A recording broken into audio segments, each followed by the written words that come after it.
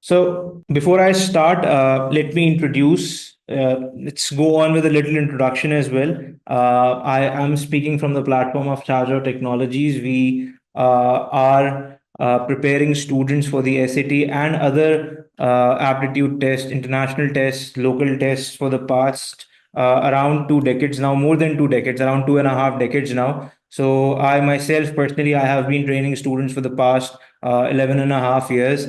So we know we have taught different types of students from all the different backgrounds, local students, international students. So we really focus on getting the scores right, because we understand that most of us do understand what reading and writing is, what math is, and everything. But it normally gets difficult when it comes to understanding the concepts and everything. But the final review, the final go about is the most important thing. So let's try and go about it. I think you guys must already know the paper structure. I won't waste time on understanding and introduction of the paper, because I think you guys already know how it is. So SAT, we know that SAT is an adaptive test, right? It is adaptive. We will have when it comes to reading and writing, we will have two modules, module 1 and module 2, right? If you do the module 1, if you score well on the module 1 of the first module, you'll get a harder module on which you'll get a higher score as well,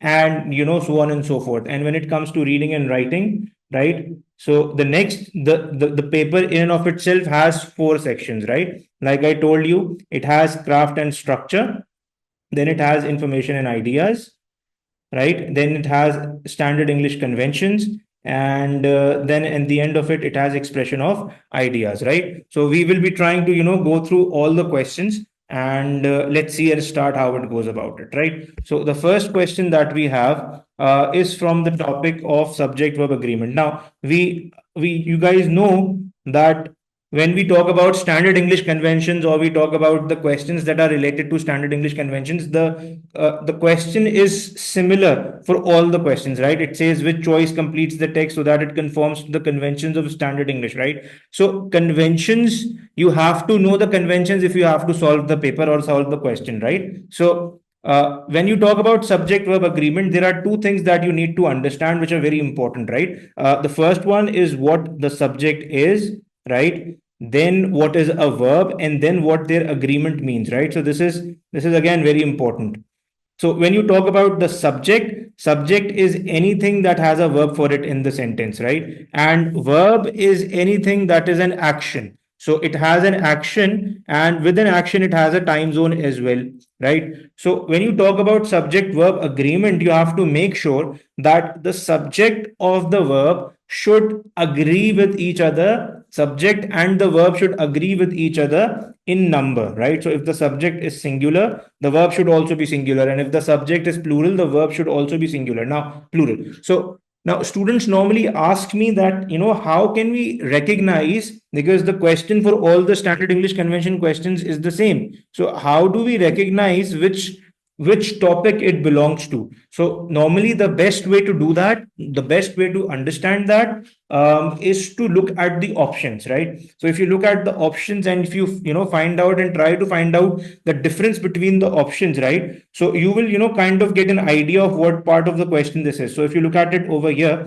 right, one of the options is are, then you have were, then you have have, right? So three of the options, if you look at them, are plural, and one of the options is singular. So in and of itself, these options are telling you that this is a question of subject verb agreement, because it's the only thing that you have to look for when you're doing subject verb agreement questions, right? So over here, if you read this question, it says researchers studying the terracotta army, the thousands of life-size statues of warriors found interred near the tomb of Emperor Qin Shi Huang of China, right, was shocked to realize that the shape of each statue's ears, like the shape of each person's ears, blank, unique. So now we don't know what the subject is. Obviously, if you want to find the right verb, you first need to know the right subject. And I'll tell you guys one of the techniques that you can do it.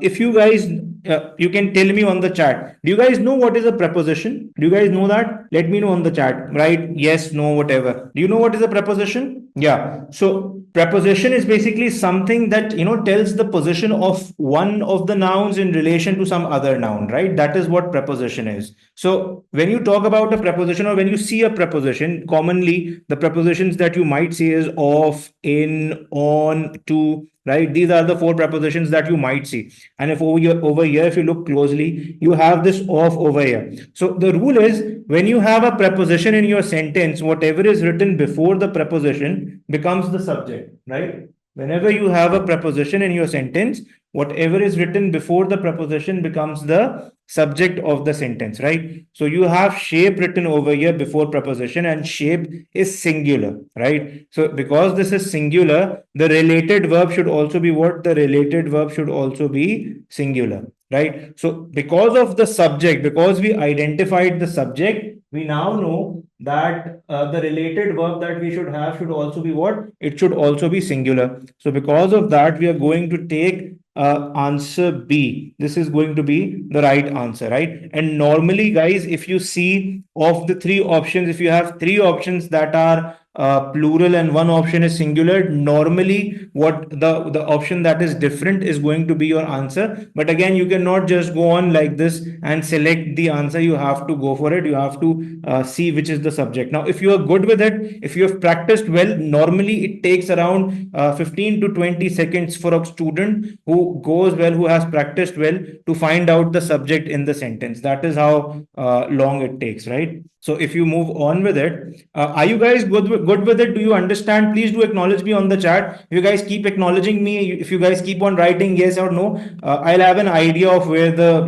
general direction of the class is, right? So it will be easier for me to go on. All right, perfect. So one of the students is asking me to explain again. So you have to understand that when you talk about subject verb agreement, the subject and the verb both should agree with each other in number. So if one is singular, the other should also be singular. If one is plural, the other one should also be plural. That is how it goes about, right? So if you can do that, that is how it is. So but obviously the most important thing is to identify the subject. If you cannot identify the subject, then obviously it's going to be a problem, right? So another way to identify the subject is that you ask the verb, right? So if you question the verb, who is doing it, for example, the verb over here is, right, is unique. So if you ask what is unique, right? So what is unique, you'll get the answer, right? So whatever the answer to that will automatically become your subject. That is how we go about it, right? So let's move on to the next topic. Now this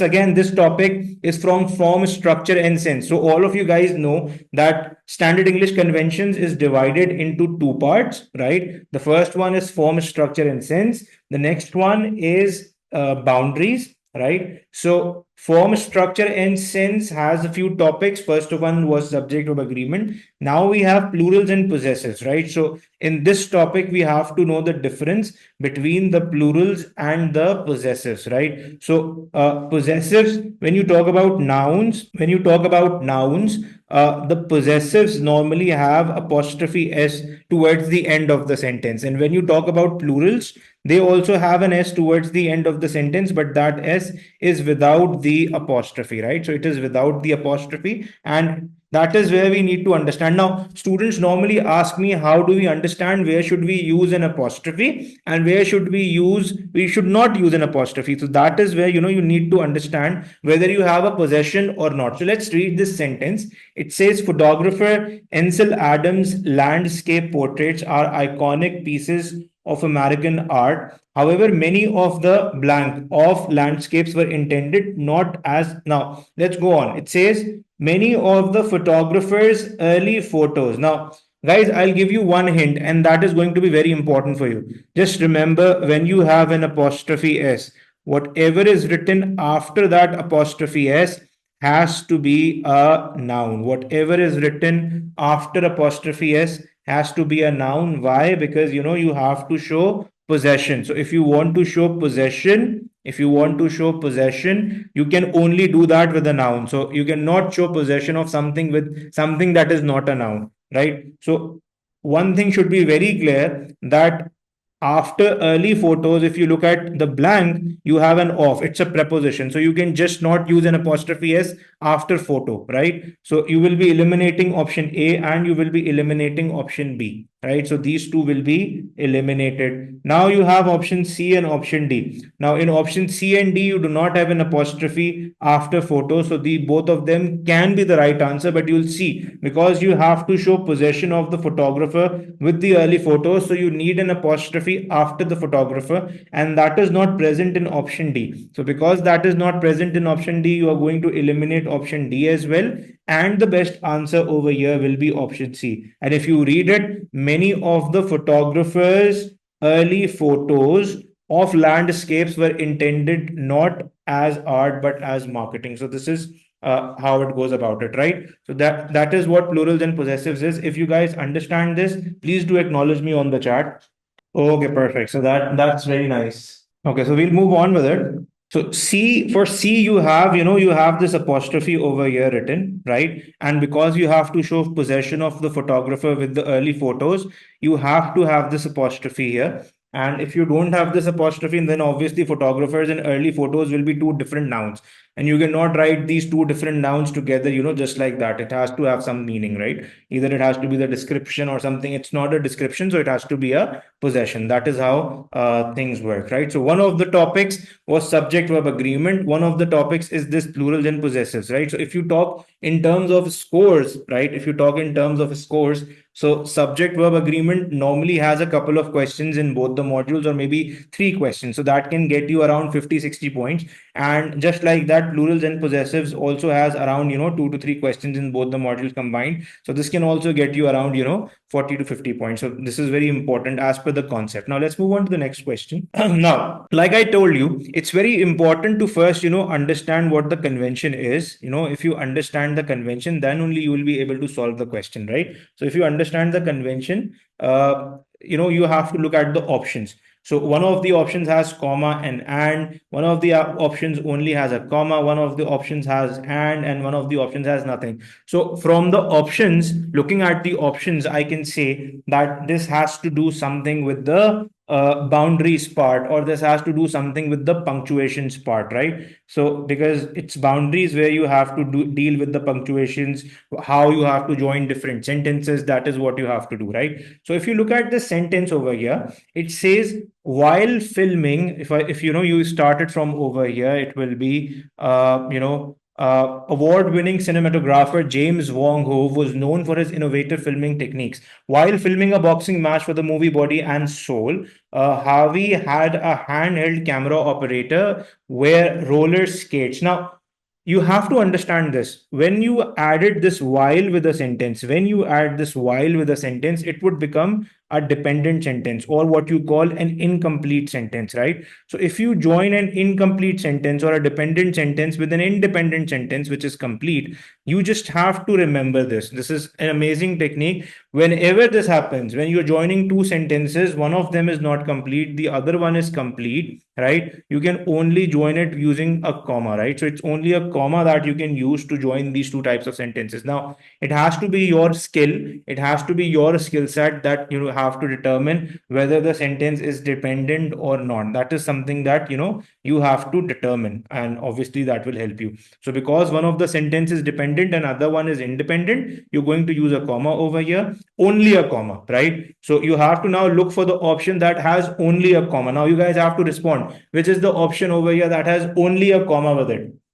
Is it option A? Is it option B? Is it option C or D? So on your SATs, when you go for the test, when you have this question, right, and you'll have this question, at least one question in the model, you'll have it, right? So when you have this option, when you see this, you have to you don't have to be worried about whether you should have comma or whatever. You have to see whether the sentence is dependent or not, right? So if the sentence is one of the sentences dependent, then it has to be a must that one of the one of the sentence if dependent, then you can only use a comma to join it, right? So your answer over here, because you have a and after it, it won't be the answer. Here you don't have the comma, it won't be the answer, and again D has nothing, so it won't be the answer as well. So it's only option B that can be your answer over here. Let's move on. Now this is another concept, right? Again, you can have at least 1 to 2 questions related to this concept. So if you read this, in 1959, marine biologist Dr. Albert Jones founded Underwater Adventure.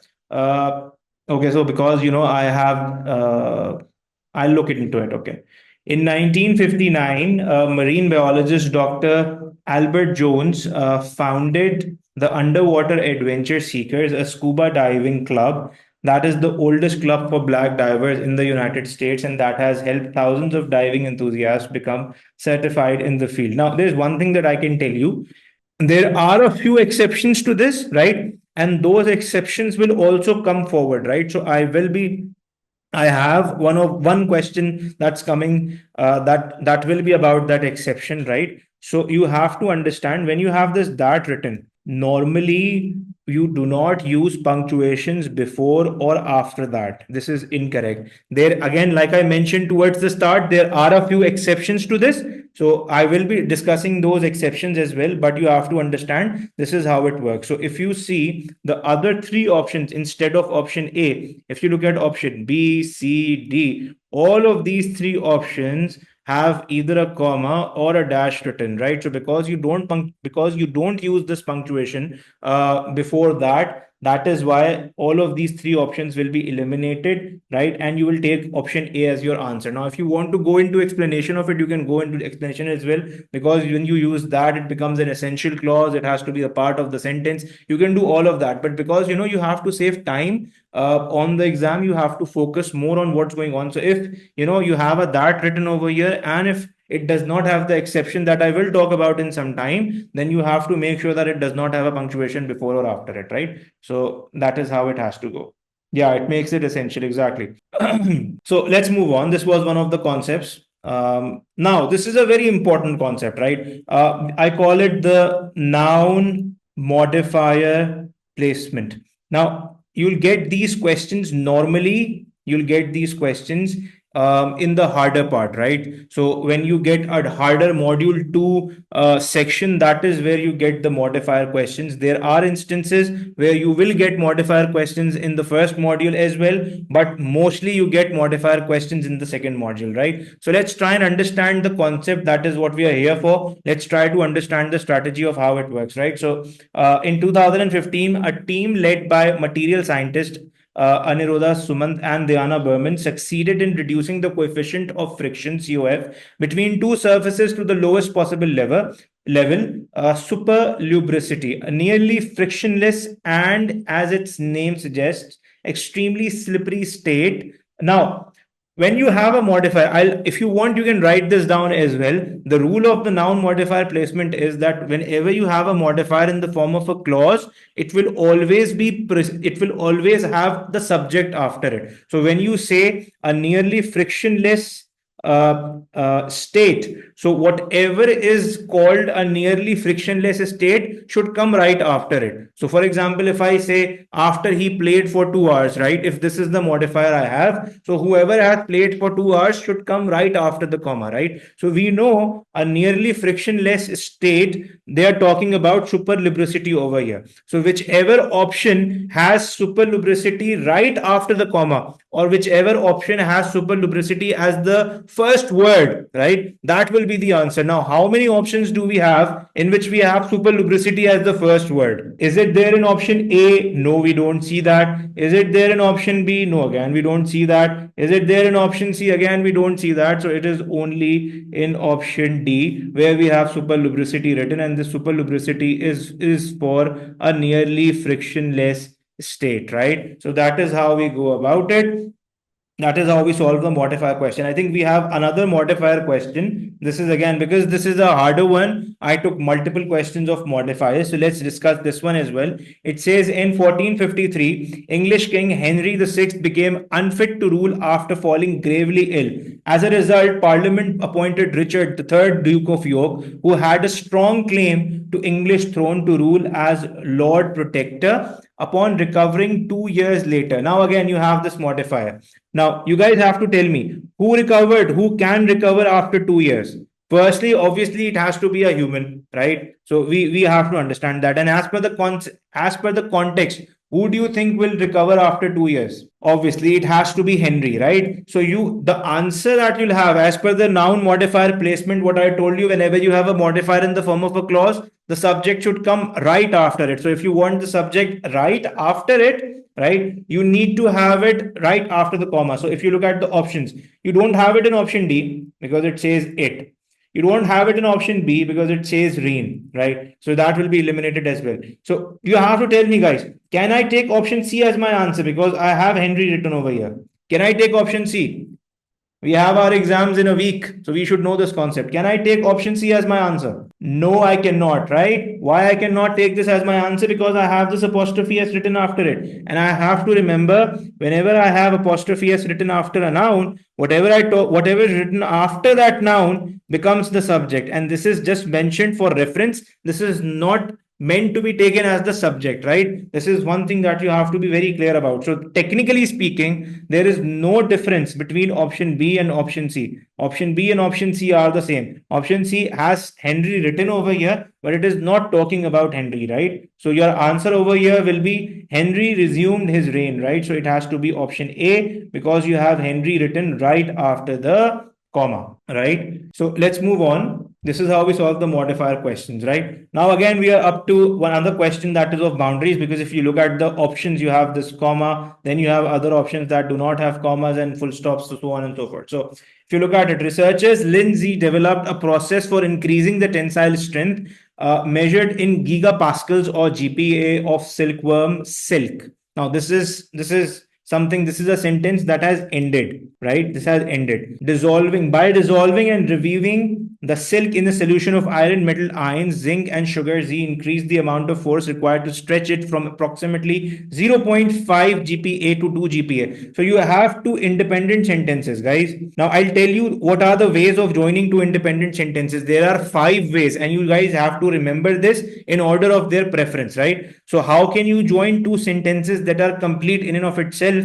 So the first one is, you can join it using a semicolon only. You can join it using a semicolon with a conjunction, right? And you have to put a comma after it. So this has to be the structure. Third is, you can join it with a comma, but after a comma, you have to have a coordinating conjunctions. I think you must have read this, what we call fanboys, right? So it has to be for, and, nor, but, or, yet, so. So these are the 7 connectives. If you are joining two complete sentences with a comma, you have to remember that you should have any one of these connective after the comma, right? So you can have a colon as well to join two independent sentences, but one additional requirement is that the second sentence should be the reason of the first sentence if you want to join it with a colon, right? And fifth, and the most or the least preferable, is that you join it with a period or a full stop, right? So of these 5 options that I have presented in front of you, which of the option that you find in this question? Is there any option from these 5 that you find in the options that we have for these questions? Yes, we have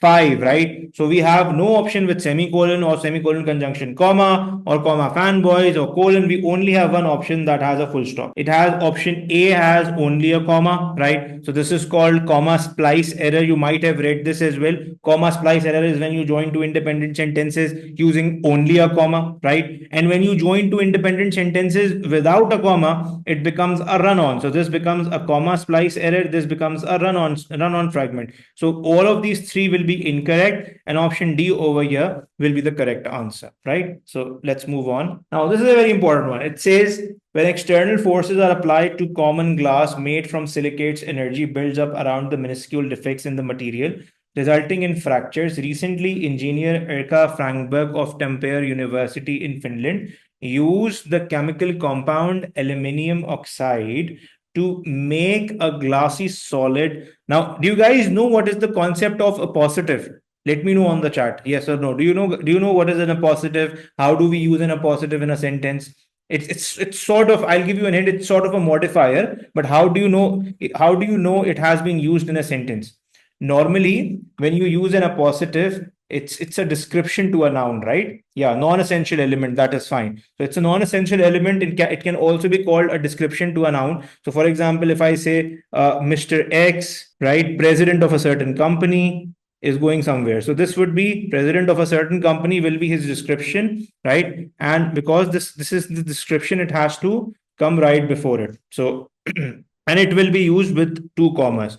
But somehow, if you have a condition where the description, so if you have a noun before and you have the description after it, that description will be between two commas.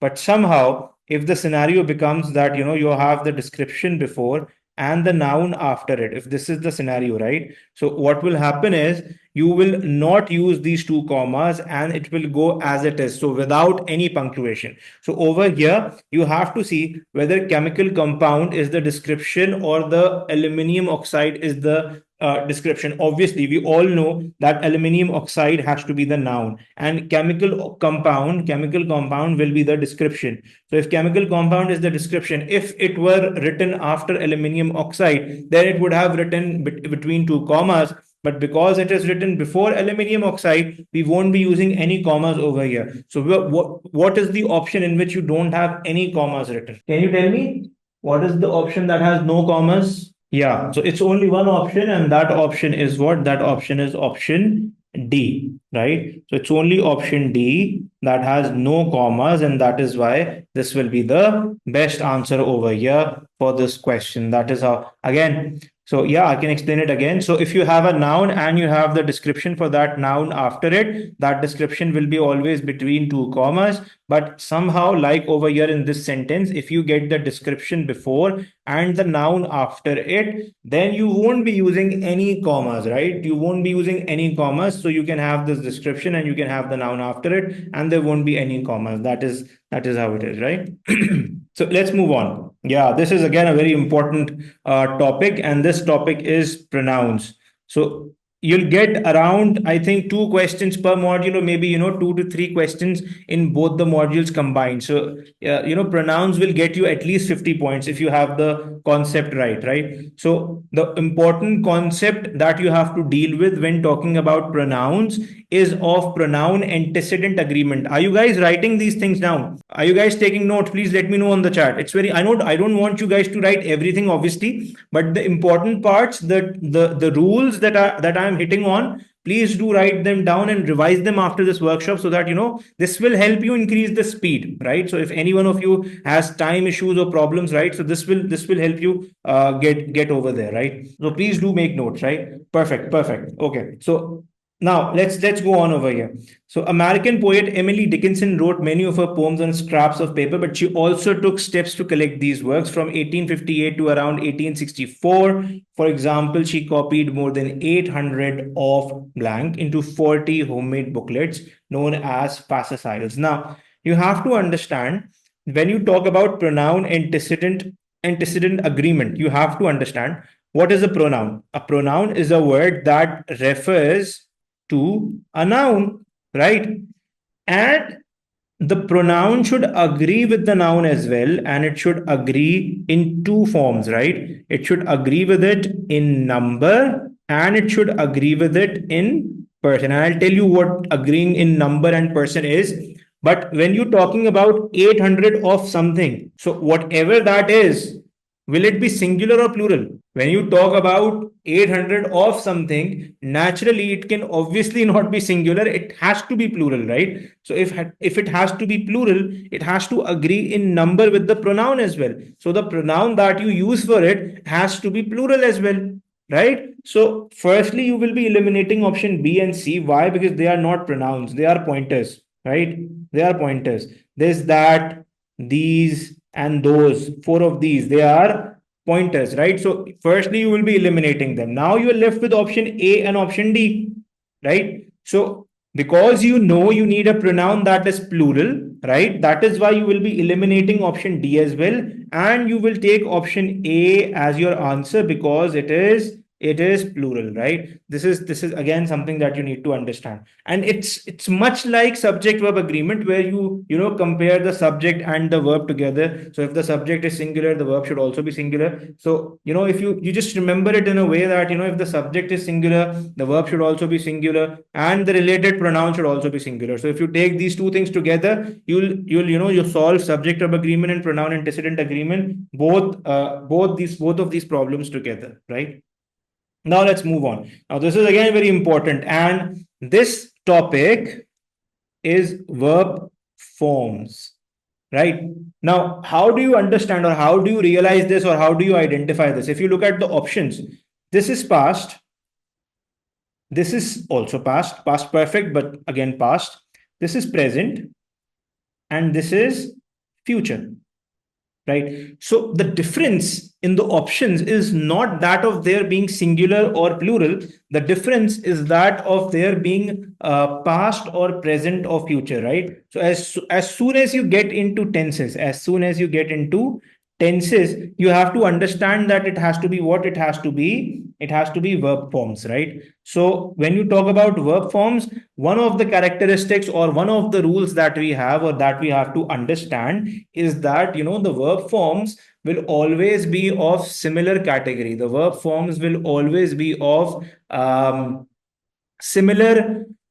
For example, if you have a passage that is going on in past, right? So if you read the passage, the entire passage was going on in past, you have a rule that says verb tense consistency. So if one of the verb is in past in the rest of the passage, right, so the other one should also be in past, and say it goes on with it. So if you read this passage, you'll get an idea automatically how it goes about it. Food and the sensation of taste are central to Monique Trong's novels. In the Book of Salt, for example, the exiled character of Ben connects to his native Sagan through the food he prepares, while in The Bitter in the Mouth, now you see something, you have to start noticing it, right? So it says in the food he prepares, right?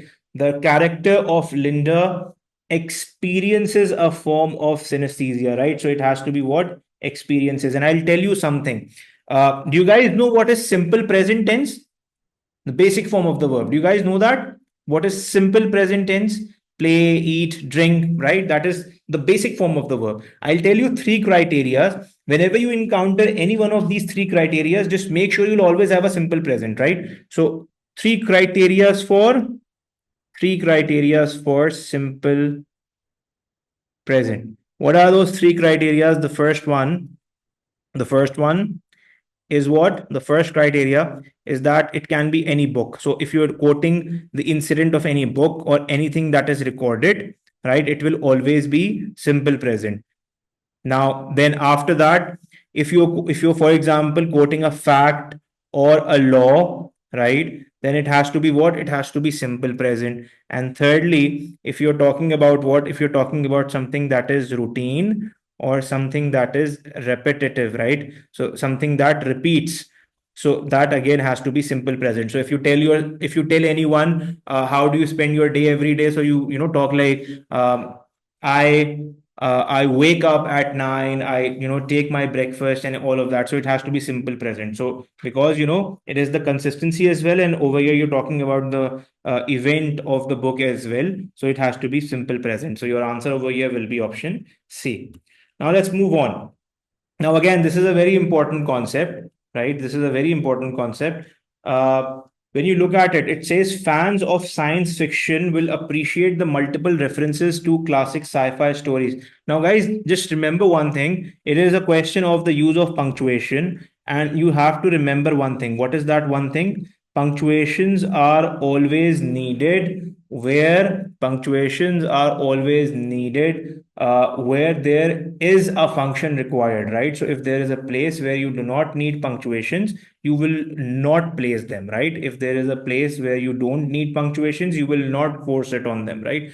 So if you look at this sentence, you don't need a comma, you don't need a semicolon, you don't need anything, right? So if you don't need it, if you don't need a pause, obviously this is one sentence, you won't be needing a period, and obviously it's not a description, you won't be needing a colon, and you don't need a pause over here as well, right? So what will it do? The verb is directly connecting with the next sentence. It is a simple punctuation sentence. So obviously you'll be eliminating C as well. And the best answer over here will be option A, right?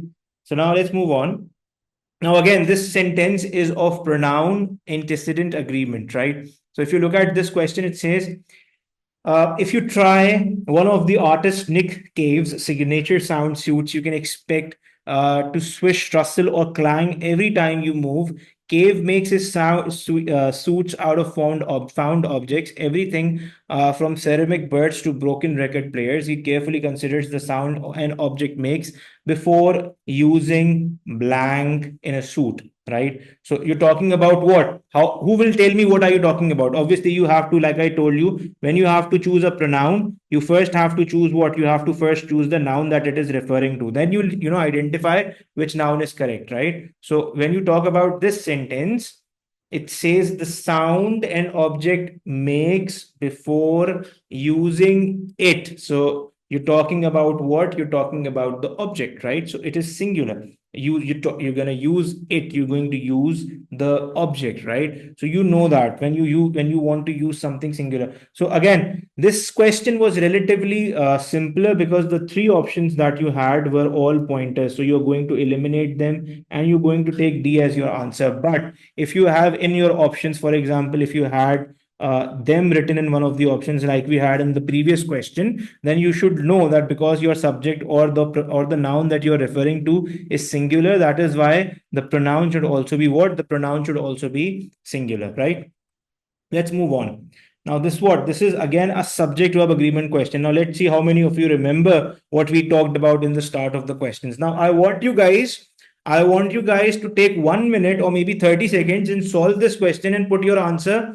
Let's forget about the answer. I know the answer is written over here, but I want you guys to, solve this and tell me what is your answer on the chart. This answer may be wrong. The answer that I have written may be wrong. What do you think is your answer? In 1899, Swedish chemist Svante Arrhenius developed an equation to answer a long-standing question. Why do chemical reactions speed up at higher temperatures? The Arrhenius equation, named for its creator, right? So what are you talking about? What remain? You're talking about the equation, right? So when you're talking about the equation, you know that this equation is the subject of the sentence. If this is the subject, this has to be what? This has to be singular. If this is singular, the related verb should also be what? The related verb should also be singular, right? So obviously all the plural options will be eliminated automatically. So you will be eliminating option D. You will be eliminating option A because they are what? They are plural, right? Now again, from B and C, you have to choose which of the options is singular. Now this is tricky. Will you take option B as your answer or option C? Is there anyone over here who thinks option B will be the answer? Is there anyone who thinks option B will be the answer? Now, this is a very common confusion that normally students have, that because we have an S towards the end of the sentence, that is why, we should have, this should be the plural one, right? And this is something that you have to understand, that if you have an S towards the end of the sentence, it is used for singular when it comes to verbs, right? So for subjects, for example, when I say price, this is singular. So you will be using it with remains. But if I say prices, this becomes plural. You will be using it with remain. So this is how it works, right? So price, remains, prices, remain, right? So this is how it goes.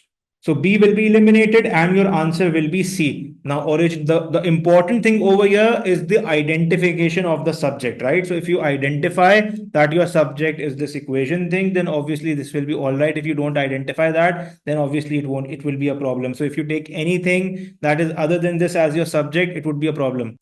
Let's move on. Now, this is again a verb form question. It says botanists recognize over 50 different species of sunflowers. One species, the silver leaf sunflower, blank. Now, again, you're talking about one species, right?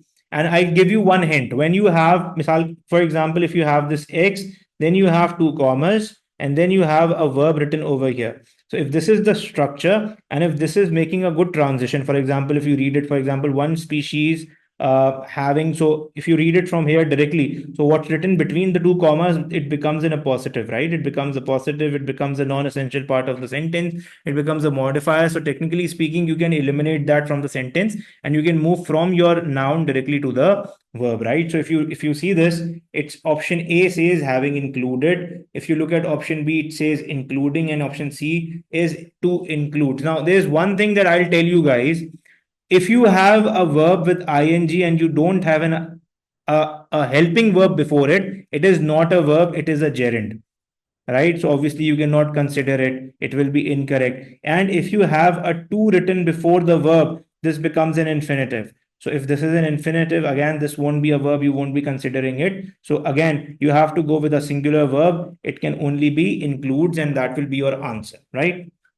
Now let's move on. Now we are completing. There are a few more questions related to standard English conventions. When we complete that, we'll move on to the craft and structure. So we'll start up with the vocabulary and all of those questions. So I hope you guys have written and understand all the strategies that we need. And guys, there's one thing you need to understand, and this is very important. All of you should, have, I want all your ears. Now, when you talk about time management, you normally have 70 to 80 seconds. You have 70 to 80 seconds for doing or solving one SAT question, right? So for one SAT question, you have 70 to 80 seconds, right? So normally, it is obviously easily possible to solve the standard English convention questions in 70 to 80 seconds, but for the reading questions, for the difficult question, it gets a little difficult. So these standard English convention questions, if you know the techniques and if you know the strategies, you can do them. You can easily do them in a lesser amount of time. And if you can pull off the standard English conventions in 30 to 40 seconds, you'll get 30 seconds extra for all the reading questions, right? So if you, for example, have 13 or 14 questions from standard English conventions, and if you solve all of those questions in 30 seconds, so you'll get 30 times 15 seconds for every question, right? So you may get, for example, 30 to 40 seconds extra for 15 questions, and you can utilize it in the cross-text connection questions or the other difficult questions, wherever you want to, right? But that is one of the ways you can, solve it, because the reading questions tend to get a little difficult. So let's just see this over here. It says about 70,000 meteoroids have been found on Earth. Although most meteoroids are fragments of blank, 100 have been identified as being from the moon or Mars. Right now, we have to see what's going on. You have to see the sentence that is starting over here is from although. So this although is making this sentence what? Dependent. And the other the other sentence, several hundred, it is independent. Now, I told you this towards the start of this session. When you have one of the sentence as dependent and the other one as independent, what will you use? It has to be a comma only, right? So the option that will be your answer over here will be option B. Now, this is an exception that I talked about at the start. I said that normally you don't use commas with that, because it makes the part of the sentence that is coming an essential part of the sentence. That is why you don't use commas with that. But over here, the scenario that you have is that you have a description before or after that, right? That is something you have to understand. So if you have an appositive, right, after that, if you have an appositive, then there is a permissibility that you can use a comma after that. It is allowed, right? So it has to be an appositive, but, and that is obviously, you'll know that it has to have another comma as well towards as you move on, right? So that is possible. If that is the scenario, you have to use a comma before that, after that as well. So this C will be the answer over here. Now let's move on. It says the lifespan of rockfish vary greatly by species. For instance, the colorful calico rockfish Cibetus dali can survive for a little over a decade. The rough eye rockfish Sebastus alienatus boasts a maximum lifespan of about 2 centuries, right? So if you look at it over here, again, the second sentence is starting with while. So if the second sentence is starting with while, it has to be a dependent sentence.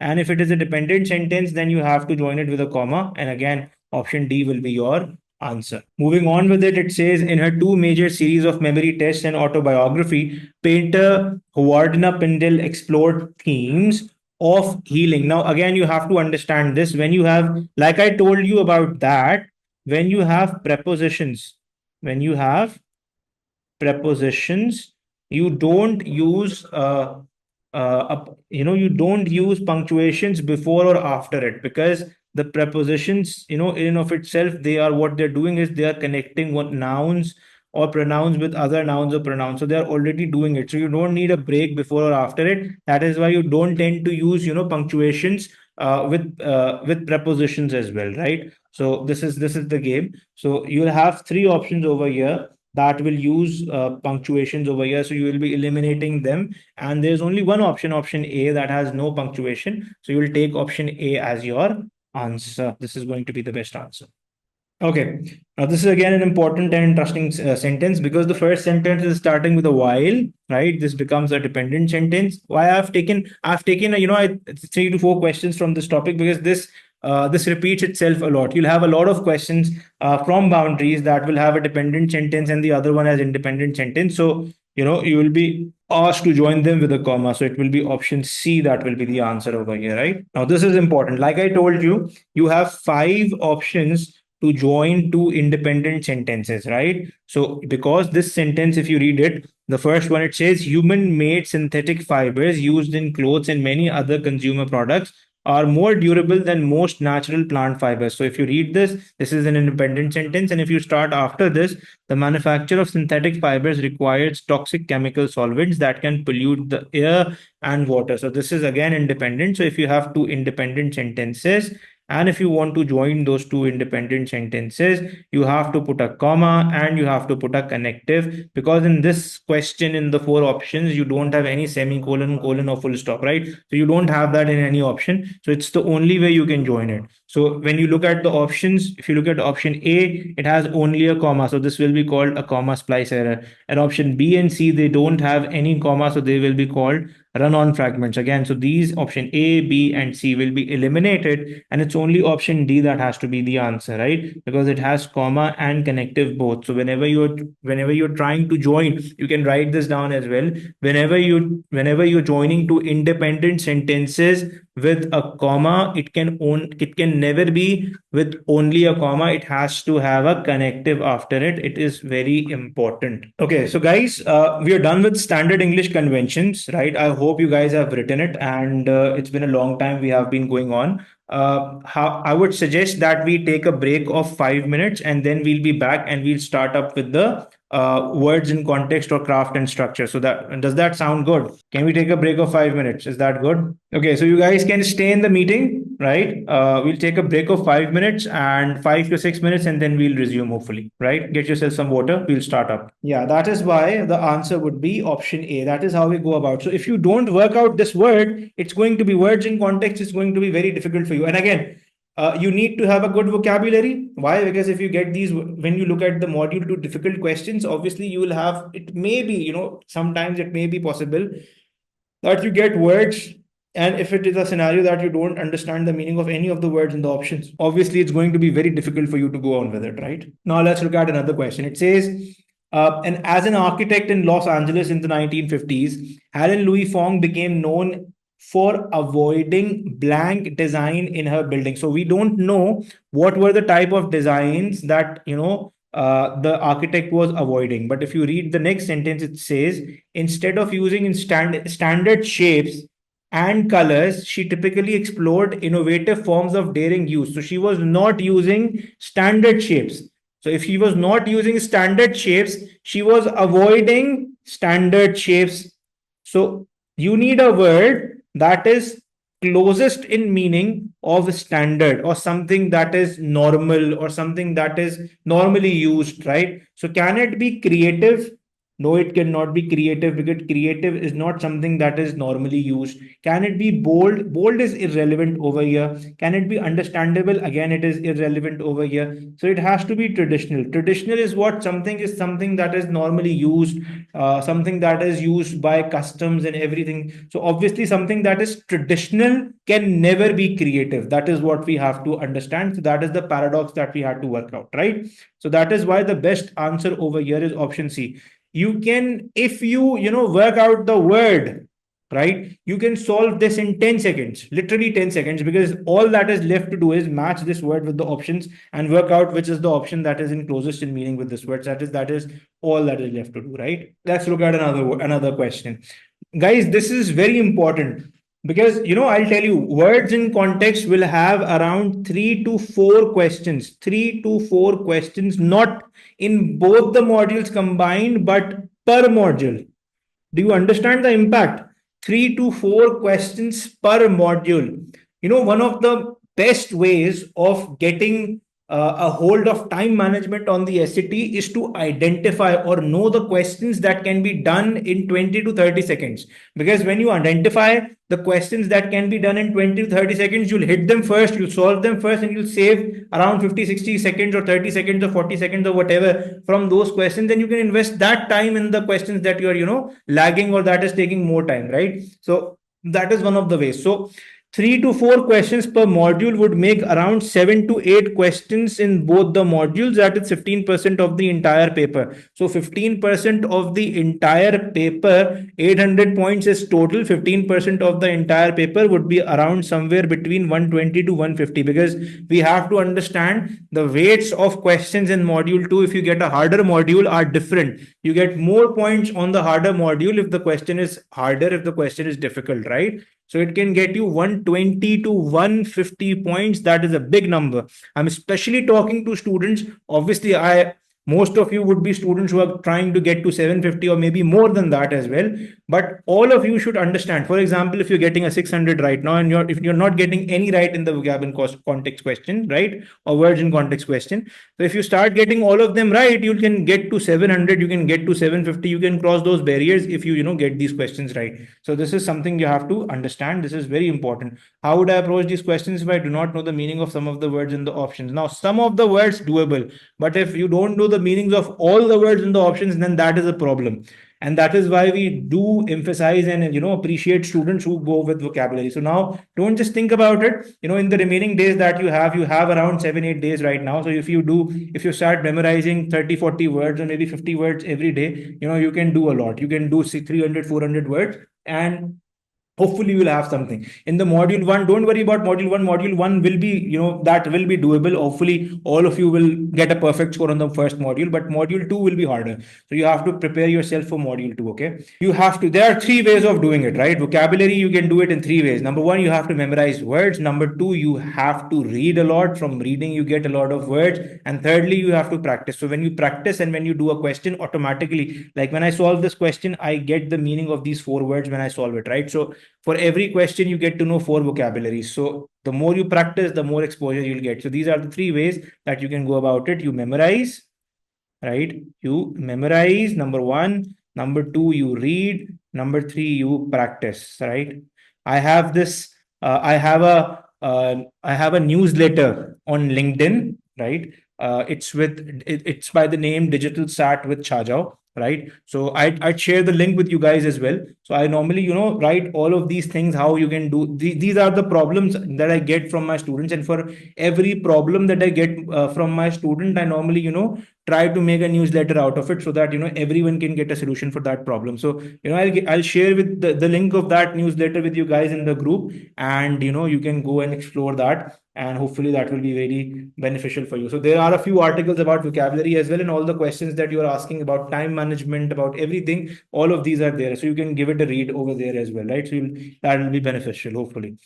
So if you read this, it says, 𝗖ności 𝗵𝐵𝐴 is an exhibition of drawing, paintings, and ceramics that explores the artistic heritage of US-based artist Yolanda Gonzalez. The exhibition, Blank 5 Generations, featuring works of Gonzalez's great-grandfather, grandmother, mother, and niece, as well as Gonzalez herself. So it has a spread, basically, right? So what we understand over here is that it is spreading over 5 generations. So you need a word that is closest to the word spread. Now, if you go to the options, what is the word that is closest in meaning to the word spread? Is it borrows? Is it judges? Is it neglects? Answer me, come on, guys, on the chat, please. I want you guys responsive. This is very important. This is, I think, the most important week of your preparation. So you have to be, wide alert. So it is not borrows, it is not judges, it is not neglects. It is what? It is spans. To span is to spread over it. It can spread. Now, the context of this word can be in different ways. It can span over an area of land as well. It can span over time as well. It can span over different ways, right? But to span is to spread. So now over here, it is talking about time. It is talking about different generations. So it is about time, obviously. So it is spreading over time. So that is how it is. And that is why the best answer will be B over here. Now, this is the tricky one. We have done with the words in context question. The craft and structure has four type of questions, right? So it has the structure questions that are the easy questions. Words in context are also relatively easy. The purpose questions and the cross-text connection questions, and to some extent the function questions, in which we have the part underlined as well. These are the questions that will take some time, and these are the questions that will that will ask you to go an extra mile. Now, the purpose question, I would say, is the hardest of the lot, right? So if you understand from the perspective, now the hard, the type of hard is also different from different people. So I call the main purpose question relatively harder because it is a brainier question, right? So the passages won't be long.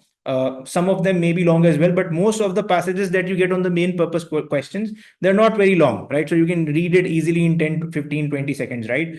But the thing is, the purpose questions, they normally ask you to go one step ahead. So it's not like the main idea question. It's not asking about what is happening in the passage. It is going one step ahead. It is going about why. Why did this happen, right? So for why, you have to first understand what. When you have the main idea question and information and ideas, will come to that later. So when you talk about what, you only talk about what's there in the passage, right? But when you talk about why, it is about what. When you talk about why, it has to first understand the what and then analyze why it happened. So it has to take both into account, right? Cross-text connection is also difficult, but cross-text connection is not brainy question. It's not a brainy question. It's not a technical question. It is difficult because you have to read a lot in that question. So that is the hard part of it. But over here, the hard part is that you have to apply a lot of your brain. So it is a lot of analysis over here. So let's see what's going on. And I'll give you an example. So for example, if I'm telling you the pros of giving the SAT. So if, for example, there is a student over here, I'm telling him, so you should give SAT because of this reason. You'll get a good score. You'll get into a good college. You'll get scholarships. You'll get that. So, if I'm telling you all the pros of giving the SAT, and if I ask you the main idea of that, so the main idea will be that, I'm telling you the pros of the SAT. But if I ask you the main purpose, so main purpose will be why, or I should say main purpose is call to action. Rajesh, I would really recommend that we don't go through this, right? Please don't make the annotations. Okay, so the following text from Georgia Douglas Johnson's 1922 poem Benediction, Go forth, my son, winged by my heart's desire, great reaches yet unknown await for your possession. I may not, if I would retaste the way with you, my pilgrimage is through, but life is calling you. Which choice best states the main purpose of the text? Now you have to talk about what. You have to talk about the main purpose. So when you talk about the main purpose of the text, right, so it is all about what. It is all about motivation over here, right? So it's all about motivation. So you have to take an option that talks about motivation or giving purpose or something like that. So if you look at option A, it says to express hope. So is she expressing hope? No, she's trying to motivate, right? So it's not expressing hope. It's not suggesting something. It's not warning. It is to encourage, right? It is to encourage. So that is why it is going to be option D, right? Let's move on. Now, this is again a main purpose question, right? So it says the following text is adapted from Louisa May Alcott's 1869 novel, An Old-Fashioned Girl. Polly, a teenager, is visiting her friends. Fanny. Fanny's friends did not interest Polly much. She was rather afraid of them because they seemed so much older and wiser than herself. Even those younger in years, they talked about things which she knew nothing. And when Fanny tried to explain, she didn't find them interesting indeed. Some of them rather shocked and puzzled her. So if you look at it, it says which choice best states the main purpose of the text. So if you talk about the main purpose of the text, I would ask you in the options, can you guys tell me what is the main purpose of the text over here? I told you it is call to action, right? It is call to action. So what is she going to do? What is she talking about? It is about the reaction, right? So it is a girl visiting, right? So again, Fanny's friend did not interest Polly much. She was rather afraid. So this is the reaction. They seemed so much older and wiser than herself, even though younger. They talked about the things which she knew nothing, and Fanny tried to explain. She didn't find them interesting. So all of these, she tried to explain. She didn't find them interesting. Some of them, So all of these are reactions, right? So that is why if you look at the options, the first one is to portray Polly's reaction to Fanny's friends, right? So this is what is going on. If you look at option B, it says to identify. It's not to identify, it is to show, right? It is to show, it is not to explain and not to illustrate. Again, can be the answer. If you look at what is written after it, how Fanny's friends feel about Polly, so it's the other way around. It's about Polly, how she was reacting, right? So the best answer for this question obviously over here will be option A. Now this is again the harder one, right? Again, most of the students find this question relatively harder. Why? Because they have two passages over here, and this is the only question type where you have, or where you get two or two passages for one question, right? Normally you don't get it. If you look at the first text, it says most scientists agree that the moon was likely formed after a collision between Earth and a large planet named Theia. This collision likely created a huge debris field made up of material from both Earth and Theia. Based on the models of this event, scientists believe that moon was formed from this debris over a course of thousands of years, right? So the author of text one believes that the moon was formed over thousands of years, and this was formed because of this debris, right? If you look at text two, it says researchers from NASA's Ames Research Center used a computer to model how the moon could have formed. Although simulations of the moon's formulation have been done in the past, the team from NASA ran simulations that were much more detailed. They found that the formulation of moon was likely not a slow process that took many years. Instead, it's probable that the moon's formation happened immediately after impact, taking just a few hours.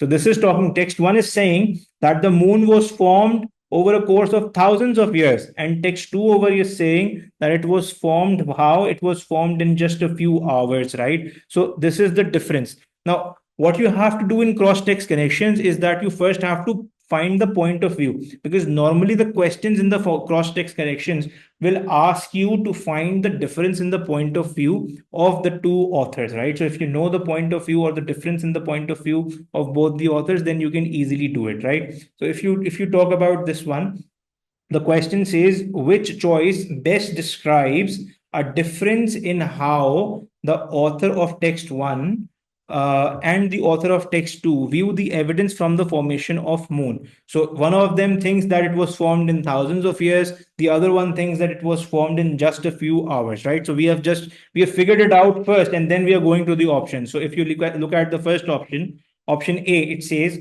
the author of text one argues that the formation of moon occurred much earlier than the author of text two. It's not the time, it's not when it was occurred, it's how long it took. That is the argument, right? If you look at option B, it says the author of text one suggests that there is more evidence confirming the existence of Theia than the author of text. It's not about that. Again, it's about the formation, right? The author of text one claims the moon's surface is more similar to Earth's surface. Again, it is completely irrelevant, so this will be incorrect as well. If you look at option D, it says the author of text one believes the moon formed more slowly than the author of text two. Yes, this is exactly what we are talking about. The author of text one says that it was formed in thousands of years, so it was formed slowly. Whereas texture of text two, it says that it was formed immediately, and it happened in just a few hours, right? So do you get it? Do you guys get it? How we have to go about it? You know, cross text connections, guys, trust me on this, cross text connections are really relatively, they are easy questions. The only, I normally tell my students, the only thing difficult about cross text connection questions is that you have to read more for them. That is the only thing that is difficult, right? So Yeah, so perfect. Okay, so let's move on. Let's move on, guys. Okay, so this one's done. Okay, so we have another question from Cross-Text Connections. Let's read what it says. Literary scholars have struggled with the vastness of Nigerian writer Wole Soyinka's collective works of drama spanning over 20 plays in total. It is best, however, to understand Soyinka's body of work as a dramatist chronologically.